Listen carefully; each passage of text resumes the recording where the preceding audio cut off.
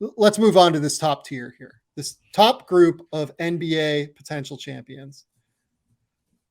I'm going to upset Denver fans, but I have Denver at number 5. I know that they're first in the West. I currently have 3 teams in the East ahead of them, and I have 1 team in the West ahead of them. I love watching Nikola Jokic. I don't think Nikola Jokic is their problem in the playoffs. If you look at his track record of success, it's unbelievable. His numbers go up in the playoffs consistently. He has been awesome in the playoffs. That dude, I have full faith in him.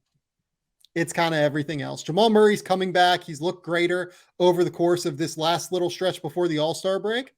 That's big. But Michael Porter Jr. might not be a part of their best lineups and their closing lineups at times. Aaron Gordon's been phenomenal. I really trust Aaron Gordon. But like, do they have enough defensive depth? Like, they have 2 guys that I really, truly trust on defense in Aaron Gordon and Kentavious Caldwell-Pope. Bruce Brown can be effective defensively, but Bruce Brown is a non-shooter. And if you put both he and Aaron Gordon on the court, I worry the teams will just kind of condense the court a little bit when Jokic is in that mid-range area and try to make him a little bit less efficient than what we've seen throughout the course of the season. He's an incredibly difficult guard. It might not matter at this point. He might just be a cheat code. But I think that's my worry on why they might not be able to win the title. I don't know that they have enough defensive depth. I thought what they desperately needed to do at the deadline was just go and get more defensive depth. Go and get guys that can be two-way players. They didn't do it. They went out and got Thomas Bryant. Yeah, which is funny because everyone's like, well, yeah, I mean, they needed, how many minutes can Jokic play in the postseason? Is he going to play 45 minutes a game and then you go small? I don't know. I mean, I can't play Thomas Bryant in the playoffs. Well, that's right. I saw the stuff about DeAndre Jordan. It's like, well, let's be honest. That didn't really matter.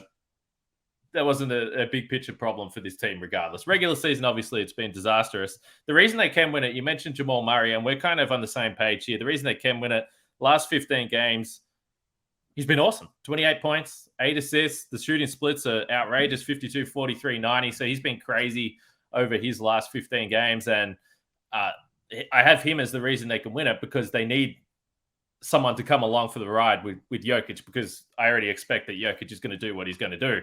Defensively, the half-court stuff is where I had. So I totally agree with you. But 20th in half-court defense, that's per clean in the glass. And it only feels like it's going to get worse in the postseason. Again, I keep talking about these 2 players, but Dallas Clippers, Phoenix, if you get that matchup, I'm just like, man, this is really tough. I don't know whether they have enough guys that can defend those positions that I can trust across the series, across 7 games in the half court, when it's already been a problem through the regular season.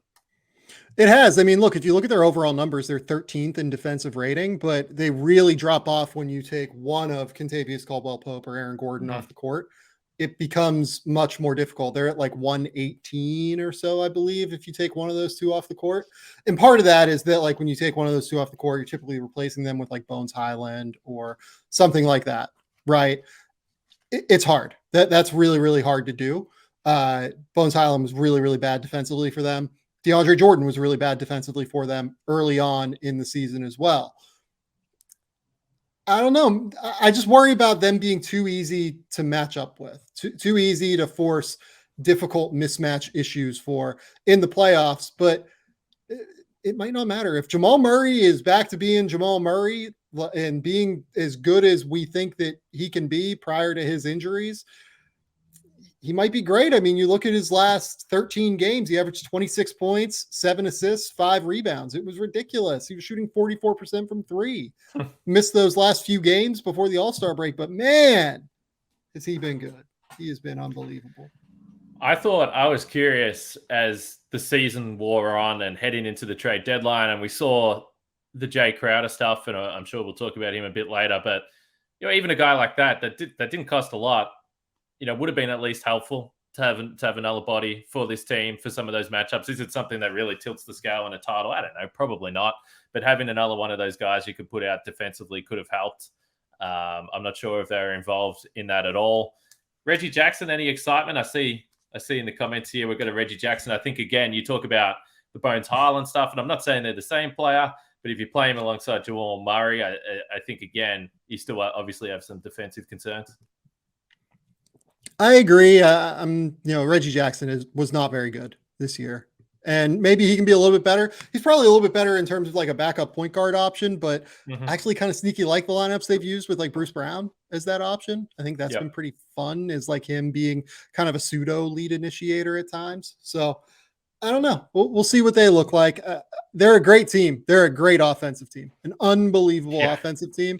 They just need to prove that they have the defensive depth. They could absolutely win the title. That's why they're in this top tier of contenders.